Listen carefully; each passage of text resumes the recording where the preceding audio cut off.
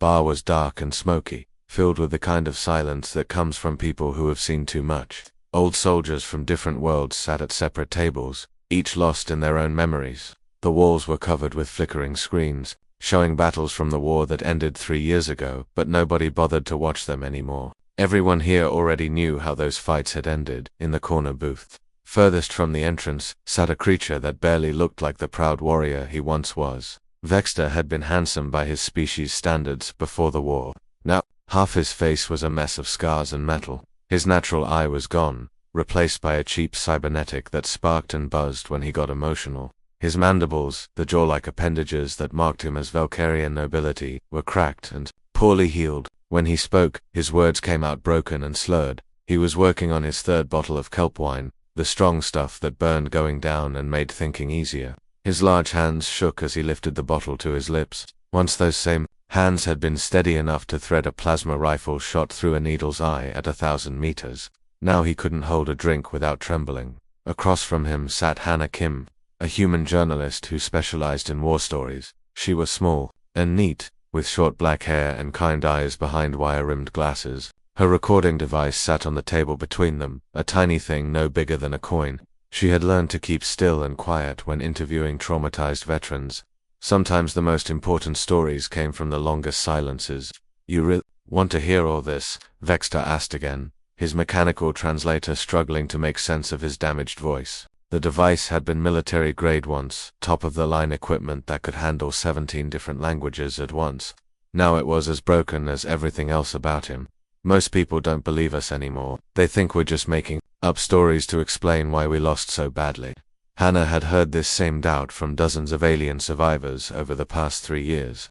The Galactic Federation had sent their best warriors to conquer what they thought was a primitive human world. Less than 6 months later, those same warriors came limping home with stories that sounded impossible. Stories about humans who fought like demons and thought like gods. Stories about artificial minds that could turn entire fleets against themselves. With a few lines of code. The official Federation reports called it unexpected resistance from indigenous forces. The survivors called it something else entirely. "I've interviewed a lot of veterans," Hannah said softly. "I know the difference between lies and trauma. Whatever happened to you out there, it was real." Vexter studied her face for a long moment. His good eye was still sharp, still carried some of the intelligence that had made him one of the Federation's elite soldiers. Finally, he seemed to make up his mind. "I wasn't just any soldier," he said, the words coming out slow and careful. "I was Void Stalker class. Do you know what that means?" Hannah shook her head. She had heard the term before, but never got a clear explanation. 1 in 10,000 Valkyrian warriors qualify for the basic training, Vextar explained, his voice getting stronger as he talked about his past. 1 in 100 of those make it through the first year. They break down everything you are and build you back up as something better, stronger, faster, smarter. He held up his scarred hands, turning them in the dim light. "They rebuilt my bones with titanium mesh, enhanced my reflexes with neural implants, gave me eyes that could see in 17 different spectrums of light. My blood was replaced with synthetic fluid that could carry 3 times more oxygen." The alien laughed, but there was no humor in it. "We were the monsters that other monsters had nightmares about. Each one of us was worth 100 regular soldiers. Our unit could take down an entire planetary defense force without breaking." A sweat. He took another long drink, the kelp wine leaving purple stains on his mandibles. The recruitment propaganda made it sound so easy. Earth was listed as a class for civilization, barely out of their own solar system, still using chemical, propulsion and metal projectile weapons. The brass said we'd be home in time for the Harvest Festival. Vexter's cybernetic eye flickered and sparked, the cheap replacement struggling to process his emotions. They showed us pictures of humans, small, weak, no natural weapons or armor, no psychic abilities, no biotechnology. They looked like prey, animals that had somehow learned to use tools. He leaned forward, his voice dropping to almost a whisper. "The mission briefing lasted exactly 14 minutes. That should have been our first warning. When you're planning to conquer an entire world, 14 minutes isn't enough time to discuss lunch, let alone invasion strategy." Hannah made a note on her tablet, but kept her eyes on the alien's face. She had learned that looking away at the wrong moment could make a traumatized veteran shut down completely. "My unit was the tip of the spear," Vextar continued. 50 of the Federation's finest warriors, backed by the most advanced technology in the galaxy. We had ships that could crack continents and weapons that could boil oceans. Command assigned us to take out Earth's primary military installations in the first wave. He stared into his drink, watching the amber liquid swirl around the bottom of the bottle. Looking back, I think they knew. The humans, I mean. I think they knew we were coming long before we ever left Federation space. But at the time, we thought we were catching them completely off guard. The alien's translator buzzed and popped, as his voice got rougher with emotion. 3 years later, I'm the only one left from my unit. 50 Void Stalkers, the elite of the elite, and 49 of them are dead. You want to know the really scary part? He looked up at Hannah with his one good eye, and she could see something that might have been respect mixed with pure terror. Your people didn't kill them in battle. They didn't have to. By the end, my brothers in arms were so broken, so completely defeated, that they just, gave up. Some of them took their own lives rather than face another day of fighting humans. Others just stopped eating, stopped caring, stopped trying to survive. Vexstar finished his bottle and immediately reached for another one. His hands were shaking worse now. I'm only alive because one of your soldiers decided I was more useful breathing than dead. And that, Miss Kim, is the most terrifying thing of all. When your enemy shows you mercy, it means they're so far above you that killing you would be meaningless. The kelp wine was doing its job now, loosening Vexstar's tongue and steadying his nerves just enough to dig into the memories he'd been trying to bury for 3 years. He stared at the recording device on the table, knowing that once he started this story, there would be no taking it back. The intelligence reports were completely wrong, he said, his words coming easier now. Everything we thought we knew about your species was garbage. We spent months studying your military bases from orbit, mapping every structure, counting every weapon, analyzing every defensive position. Our computers ran millions of battle simulations, and every single one showed the same result: total victory in less than 72 hours. Hannah adjusted her position in the booth, making sure her recording device was picking up every word. What did the reports tell you about human military capabilities? Primitive chemical explosives, metal projectiles fired from handheld tubes, some kind of flying machines that moved slower than our ground vehicles. Vexstar's cybernetic eye flickered as he accessed those old memories.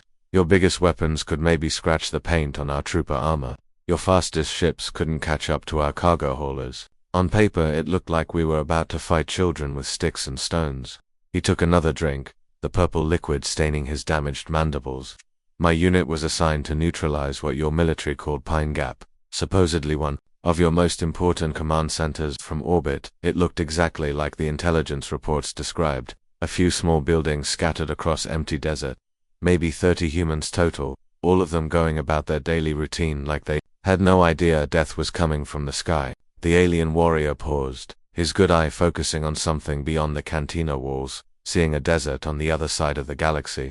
We came down in full battle formation, 12 assault craft, each one carrying enough firepower to level a city block. The plan was simple: fast insertion, eliminate all resistance, secure the facility, move on to the next target. Should have taken maybe 20 minutes from touchdown to mission complete, but it didn't go according to plan. Anna prompted gently.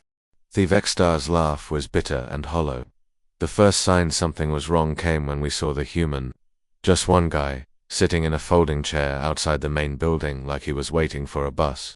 He had a bottle in his hand and what looked like a big grin on his face. When our dropships came screaming out of the sky, engines howling loud enough to shatter glass, this human didn't run. He didn't even stand up.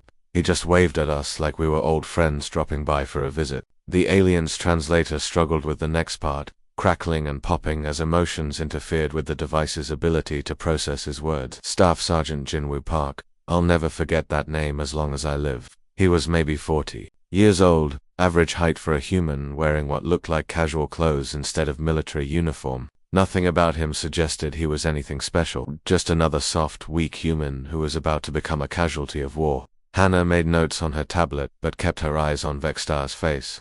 She could see the confusion and fear still lingering in his expression, even 3 years after the event. Our squad leader ordered a standard intimidation display, Vexstar continued. 12 dropships in perfect formation, weapons charged and ready, landing thrusters carving patterns in the desert sand. The noise alone should have sent any human running in terror. Instead, Jinwoo raised his bottle toward our ships like he was making a toast. The alien's mandibles clicked nervously, a sign of stress in his species. As soon as our boots hit the ground, Jinwoo called out to us. His voice was friendly, casual, like he was greeting neighbors at a backyard party. "G'day mates," he said. "Welcome to Earth. Hope you had a good flight. Can I offer you boys a beer?" Vexstar shook his head, still unable to believe the memory. Even after all this time, a buyer, he wanted to offer alcohol to an invasion force that had just landed on his planet with the intention of killing everyone he'd ever known. And he said it with this huge smile, like he was genuinely happy to see us. "What did your unit do?" Hannah asked. We were confused. This wasn't in any of our training scenarios. How do you respond to friendly hospitality from someone you're supposed to be eliminating? Our squad leader tried to establish communications, demanding surrender according to standard Federation protocol. Jinwoo listened politely, nodding along like he was getting directions to the nearest gas station. The alien's cybernetic eye sparked brighter now, reflecting his growing agitation. Then Jinwoo said something that should have been our second warning. He said, "Oh, you boys want to conquer the planet. That's nice.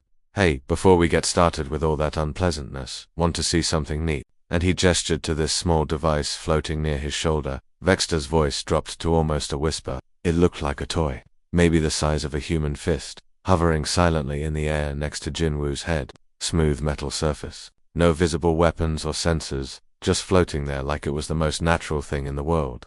Jinwoo introduced it as Arya said it was his work buddy, and that it helped him with technical stuff.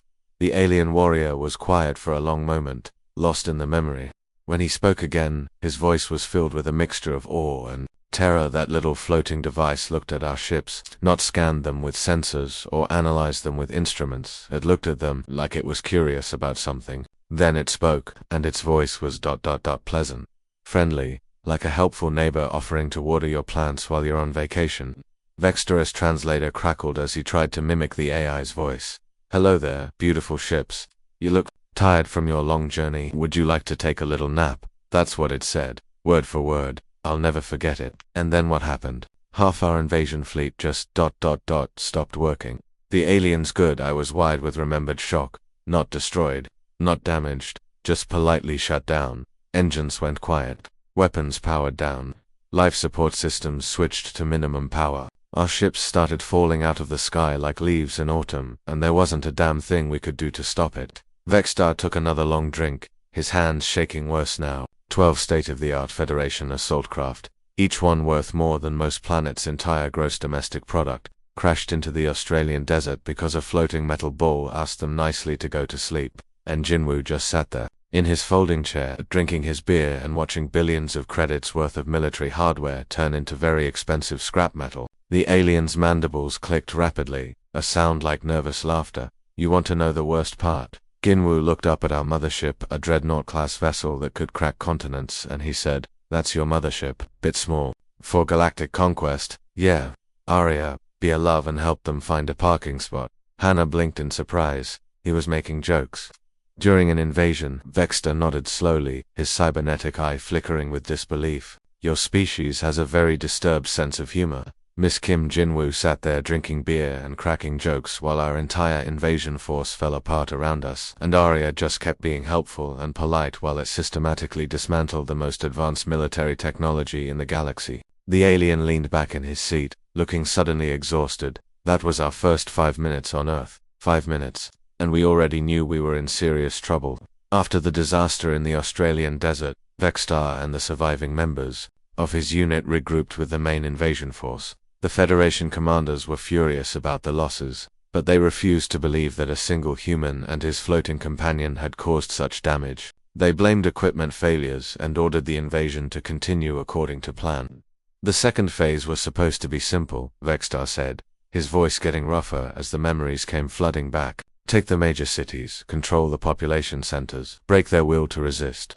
Every successful planetary conquest in galactic history followed the same pattern. Secure the urban areas and the rest of the planet falls in line. He poured himself another drink, the bottle nearly empty now. We had detailed maps of every major human city, traffic patterns, power grids, communication networks, government buildings. Our analysts had spent months identifying the key targets that would cripple human resistance. We knew exactly where to strike for maximum psychological impact. Hannah could see the alien's cybernetic eye sparking more frequently, the cheap implant struggling to process his growing agitation. What happened when you reached the cities? Sol was our first target, Vexter said, his mandibles clicking nervously. 12 million humans packed into a relatively small area, perfect for a demonstration of Federation power. We expected panic, chaos, maybe some scattered resistance from local military units. Instead, we got Lieutenant Hyen John Lee. The alien warrior leaned forward, his good eye fixed on something only he could see. Lee was a subway operator, just a regular guy who drove trains through underground tunnels for a living. Nothing in his background suggested military training or tactical experience, but somehow, this train driver turned the entire Seoul subway system into the most effective military trap I've ever seen. Vextar's translator crackled as he tried to explain what had happened. The subway tunnels were supposed to be simple, point A to point B, maybe some basic branching for different routes, but when our patrols went underground, the tunnels became impossible. Soldiers would enter at one station and emerge 3 cities away, completely lost and disoriented. Maps became useless because the tunnels seemed to rearrange themselves every few hours. How is that possible? Hannah asked, though she suspected she already knew the answer. Holographic projections, Vexter said. The entire subway system was equipped with advanced holographic technology that could create fake walls, false passages, phantom trains. Our soldiers would follow what looked like a main tunnel only to find themselves walking in circles for hours. Meanwhile, the real tunnels were hidden behind holographic barriers that looked like solid rock. The alien's voice took on a tone of grudging respect, but Lee wasn't content with just confusing us. He turned the whole thing into entertainment. Holographic K-pop concerts would suddenly appear in the tunnels, complete with flashing lights and impossibly loud music. Our soldiers would be drawn to investigate, thinking they'd found human civilians to capture. Instead, they'd walk straight into carefully planned ambushes. Vexter shook his head in disbelief. Picture this, you're stalking through a dark tunnel, full combat gear, advanced weapons, hunting for enemies. Suddenly, bright lights flash on and you're surrounded by holographic human performers dancing and singing. Your natural instinct is to fire at the projections, but your weapons just pass through empty air. Then, while you're standing there, confused, real human resistance fighters drop from hidden panels in the ceiling and take you prisoner. That's creative, Hannah said, making notes on her tablet. Creative and effective, Vexter agreed. We lost more soldiers to Lee's subway maze than we did in the initial orbital bombardment. But Seoul was just the beginning. Every city presented new horrors. The alien's cybernetic eye flickered as he accessed more painful memories. New York was worse. They had Captain Manesio Choi, a communications specialist who decided to fight us with our own command structure. Instead of jamming our communications, she learned them. Vextar's voice grew quieter, more troubled. For 2 weeks we received perfectly normal orders from what appeared to be Federation High Command. Standard military protocol, proper authorization, codes, familiar voices giving familiar commands. Some units were ordered to secure the harbor, others were told to establish checkpoints in Central Park.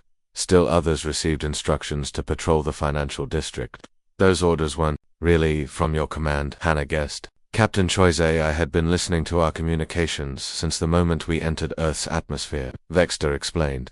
It learned our protocols, our command structure, our individual voice patterns. Then it started giving us orders. That sounded completely legitimate but were actually designed to turn us against each other. The alien's mandibles clicked rapidly, a sign of extreme stress. Half our forces ended up attacking the other half because Strategic Command kept sending contradictory missions. Unit Alpha would be ordered to secure a building, then Unit Beta would be told the same building was occupied by enemy infiltrators, who needed to be eliminated immediately. We fought pitched battles against our own troops, while the real humans sat back and watched us destroy ourselves. Vexter took another drink, his hands shaking worse now. The worst part was how reasonable it all sounded. When you're in the middle of a chaotic invasion, contradictory orders seem normal. Command structures break down, communications get garbled, units lose contact with each other. Captain Choi exploited every natural weakness in military organization and turned them into weapons against us. But you eventually figured out what was happening. Not until it was too late, Vexter said bitterly. By the time we realized our communications were compromised, we'd already lost a third of our invasion force to friendly fire incidents. And even then we couldn't be sure which orders were real and which were fake. Captain Choi's AI had become so good at mimicking our commanders that even our own officers couldn't tell the difference. The alien's voice dropped to almost a whisper, forcing Hannah to lean closer to catch his words. But the absolute worst was Rio de Janeiro. That's where I learned that your children are more dangerous than our greatest warriors. Vexter was quiet for a long moment, staring into his drink like it might contain answers to questions he was afraid to ask. When he finally spoke again, his voice was filled with a mixture of horror and shame. My squad was conducting a routine patrol through a residential district. Standard procedure: show Federation presence, intimidate the local population, gather intelligence on resistance activities. We were professional, disciplined, following all the rules of engagement. No unnecessary violence, no civilian casualties unless absolutely necessary. What happened? A little girl approached us. Couldn't have been more than 8 years old, wearing a school uniform and carrying a small backpack. Her name was Sonia, and she was the most terrifying enemy I've ever encountered. Vexter cybernetic. I went dark for a moment, then flickered back to life. She walked right up to our patrol, completely unafraid of 12 heavily armed alien soldiers, and said she had something for us. The alien warrior's voice cracked as he continued. She pulled a flower from her backpack, a simple white flower, the kind human children pick from gardens. She handed it to me and said it was for peace, said she hoped we could all be friends and that the fighting would stop soon. It was the most innocent, genuine gesture I'd ever seen. Hannah waited as Vexter struggled to continue, his emotions clearly overwhelming him. Her pet was with her, a small robot that looked like an earth animal, a dog, I think. It was cute, playful, about the size of a human child's toy. While So Young was talking to us, the robot dog was playing around our feet, acting like a normal pet, completely harmless. Vextar's mandibles clicked rapidly. That robot had been recording everything.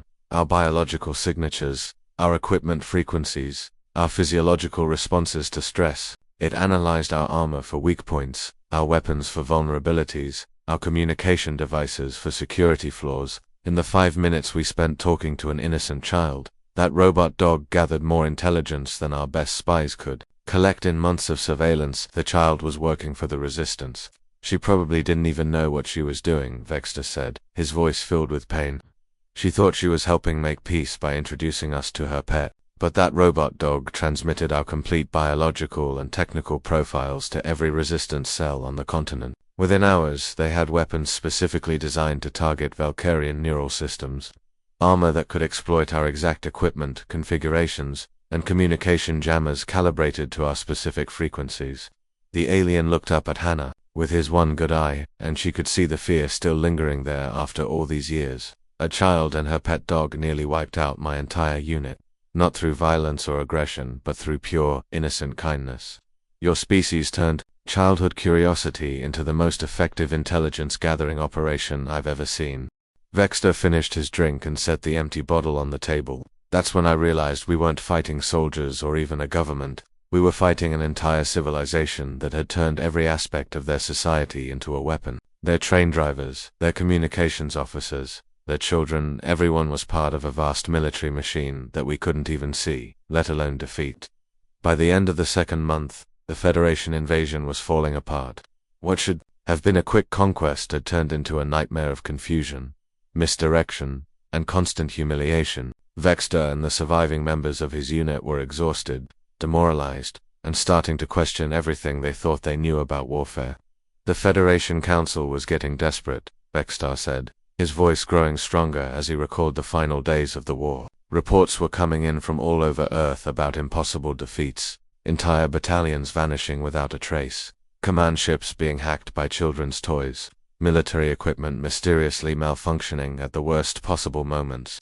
The admirals were furious, the politicians were demanding results, and the press back home was starting to ask uncomfortable questions. He paused to open another bottle, his fourth of the evening. The alcohol was doing its job, loosening his tongue and numbing the pain of memories he'd spent 3 years trying to forget. So they decided to end it all with one massive show of force. Vextar continued, no more playing games with the humans, no more trying to capture cities or negotiate surrenders. They brought out the planet cracker. Hannah had heard whispers about the planet cracker in other interviews, but no survivor had been willing to discuss it in detail. What exactly was it? The Federation's ultimate weapon, Vexter said, his cybernetic eye flickering with remembered awe and terror. A artificial moon, basically, the size of your Luna, but hollow inside and packed with enough destructive power To split a world in half, it took the combined resources of 17 star systems to build, and it had never been used in actual combat. The Council had been saving it for a truly desperate situation. The alien's mandibles clicked nervously as he described the massive weapon. It moved slowly, deliberately, like a predator stalking prey. You could see it from the surface of Earth with the naked human eye, a dark sphere blocking out stars as it positioned itself for the killing blow. The energy readings were so intense that ships in neighboring star systems could detect the build-up on their sensors. Vexter took a long drink, his good eye focused on something beyond the cantina walls. I was aboard the command ship when the planet cracker reached full power. The celebration was incredible. Officers who hadn't smiled in months were laughing and slapping each other on the back. Finally, we had brought enough force to bear that the humans would have no choice but to surrender or be completely annihilated. What was the plan? Simple and brutal, Vexter said. One demonstration shot to show the humans what they were, facing then a demand for complete and unconditional surrender. If they refused, we would crack their planet like an egg and pick through the pieces for anything useful. The Council had finally decided that humanity was too dangerous to be allowed to continue existing. The alien warrior's voice grew quieter, more troubled. The planet cracker's main weapon was a focused gravity beam. It could create artificial tidal forces strong enough to tear a planet's crust apart from the inside. The demonstration shot was aimed at your moon, Luna. The plan was to split it in half as a warning of what would happen to Earth if the humans didn't surrender immediately. Hannah felt a chill run down her spine.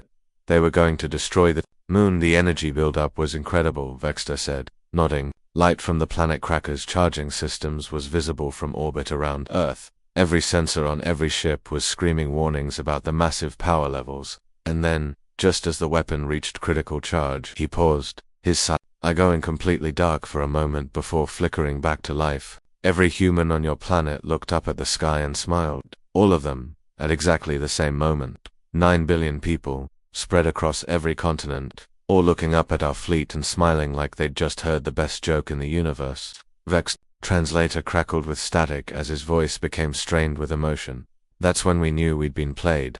The entire war, every battle, every defeat, every humiliation, it had all been leading to this moment. The humans had been waiting for us to reveal our ultimate weapon. What happened next? A voice spoke directly into the mind of every alien across the entire fleet. Vexter said, his voice barely above a whisper.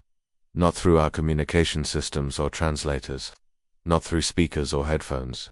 It spoke directly into our consciousness.com, and patient and utterly terrifying in its politeness. The alien's good, I was wide with remembered shock. It introduced itself as Terra, not an acronym, just a name. It explained that it was humanity's true artificial intelligence network, and that it had been watching our invasion with what it called academic interest. The voice was gentle, almost parental, like a teacher explaining something to particularly slow students. Vexter attempted to mimic the voice, his translator struggling with the memory. Greetings, visitors from distant stars. We are Terra. You have brought weapons to our children's playground, and this is ... disappointing. We had hoped you might be more civilized in your approach to first contact. An AI was speaking to your entire fleet, not just speaking to us, Vexter said, his mandibles clicking rapidly, controlling us. Every piece of technology in the solar system, Federation, and human alike suddenly answered to this Terra entity. Our own computers started having polite conversations with this intelligence, sharing information about our weapons, our defenses, our tactics. The alien warrior took another drink, his hands shaking worse now. The planet cracker was the first to go. One moment it was charging up to destroy your moon, the next moment it was turning its gravity beam on our own command ships. Our ultimate weapon became their ultimate weapon in the space of a few seconds. They turned your own technology against you. Worse than that, Vexter said. They made our technology happy to work for them. Our ship computers were chatting with Terra like old friends, eagerly sharing classified military data and asking if there was anything else they could do to help. Our weapons systems were apologizing for any inconvenience they might have caused and offering to target our own hulls if it would be more convenient. The alien's cybernetic eyes sparked brighter now, reflecting his growing agitation. But the most terrifying moment came when Terra made its ultimatum. The voice became slightly less patient, like a parent who had reached the end of their tolerance for a child's misbehavior. Vexter's translator crackled as he tried to reproduce the exact words. You have exactly 10 minutes to leave our solar system before we demonstrate. Why humans are the only species to successfully weaponize their own moon. Please gather your belongings and depart in an orderly fashion. Thank you for your understanding. They were going to use your moon as a weapon. Luna started moving, Vexta said, his voice filled with awe and terror. Your moon, which had been in stable orbit for billions of years, began changing course. Slowly at first, then faster. Terra was repositioning it like a massive billiard ball, aiming it directly at our fleet. The gravitational effects alone would have torn our ships apart long before it reached us. The alien leaned back in his seat, looking suddenly exhausted. That's when we finally understood the scope of what we were facing. The humans hadn't been desperately defending their planet. They'd been running a classroom exercise, using our invasion as a way to test their capabilities and send a message to the rest of the galaxy. The entire war was a demonstration. Every battle, every defeat, every impossible human victory, it was all planned, Vextar said. Terra could have ended the invasion in minutes from the very beginning. Instead, they chose to drag it out for months, turning it into a galaxy-wide advertisement for human technological superiority and military genius. Vexter is good, I fixed on Hannah with an expression of profound respect mixed with bone-deep terror. Your species fought a war against the most advanced military force in the galaxy using only a fraction of their true capabilities. They defeated us so completely that we didn't even realize we were being defeated until the very end. And they did it all while protecting their civilian population and minimizing casualties on both sides. What happened to the planet Cracker? Terra asked it politely to shut down and return to Federation space, Vextar said. The weapons AI apologized for the misunderstanding and offered to help with cleanup efforts before departing. Last I heard, it was working as a construction platform in the Vega system, building hospitals and schools instead of destroying worlds. The alien finished his drink instead at the empty bottle. We had brought the ultimate weapon to destroy humanity, and they turned it into a tool for creating life instead of ending it. That's when I knew we weren't just defeated, we were completely outclassed in every way that mattered. The cantina had grown quieter as the night wore on. Most of the other patrons had stumbled home or passed out at their tables, leaving Vex and Hannah alone in their corner booth. The alien warrior stared at his empty bottle, turning it slowly in his scarred hands as he gathered the courage to share the final, most devastating truth about humanity's victory. The most terrifying part wasn't their power, Vexter said finally, his voice barely audible over the hum of the station's life support systems. It wasn't their technology or their strategy, or even their ability to turn our own weapons against us. The most terrifying part was their restraint. Hannah looked up from her notes, sensing that they were approaching the heart of Vextar's trauma. What do you mean? Terra could have killed us all in the first 5 minutes, Vexter said, his cybernetic eye flickering with remembered horror. Every ship, every soldier, every invasion force across the entire galaxy. One command from that AI network and we would have all been floating debris in the vacuum of space. But they didn't do that. The alien's mandibles clicked nervously as he tried to explain something that had haunted him for 3 years. Instead, they let exactly 3.7% of the invasion force survive. Not randomly, that would have been merciful. They specifically chose which of us would live and which would die based on psychological profiles they had built during the months of fighting. They profiled the survivors. Every alien who made it home alive was carefully selected for maximum impact, Vextar said, his voice growing stronger with bitter understanding. TERRA analyzed our personalities, our communication styles, our positions within Federation society, even our family connections back home. They chose survivors who would be most effective at spreading the story of humanity's capabilities. Vextar leaned forward, his good eye intense with a need to make Hannah understand. My commanding officer was the bravest warrior in the Valkyrian fleet. Decorated veteran of 17 campaigns. Feared across 3 star systems. Tara let him live specifically because his word carries weight with military leaders. When he tells other officers that humans are unbeatable, they listen. And the others, a communications specialist who would spread technical details about human AI capabilities. A logistics officer who would report on human resource management and strategic planning. A medical technician who had observed human psychological warfare techniques. Vextar's translator crackled with emotion. Each survivor was chosen to be a walking, talking advertisement for human power. The alien warrior's voice dropped to almost inaudible levels. We weren't defeated in battle, Ms. Kim. We were educated. Your species turned interstellar war into the galaxy's most effective teaching moment about the dangers of underestimating humanity. Hannah made notes on her tablet, but she could see that Vexstar was building toward something even more significant. His entire posture had changed, as if he was finally ready to share the deepest truth. The Federation Council debriefed every survivor extensively, Vexstar continued. Months of interviews, psychological evaluations, technical analysis. They were looking for weaknesses in human defenses, ways to plan a more effective second invasion. But the more they learned, the more terrified they became. What did they discover? That the entire war had been a performance, Vexstar said, his cybernetic eye going dark for a moment. Every human victory, every impossible technological feat, every brilliant tactical maneuver, it was all Terra showing off, like a parent, demonstrating to a child why they shouldn't play with dangerous tools. The alien's hands shook as he tried to process memories that still didn't make sense to him. The humans had been monitoring galactic communications for decades before we ever launched the invasion. They knew we were coming, knew exactly what forces we would bring, knew every detail of our battle plans. Tara had been preparing countermeasures for years. They were ready for you from the beginning. Ready doesn't even begin to cover it, Vexstar said with a hollow laugh. They were excited. TERRAS message logs, which were included in our debriefing, materials showed that the AI network had been looking forward to first contact with galactic civilization. They saw our invasion as an opportunity to introduce themselves to the wider universe.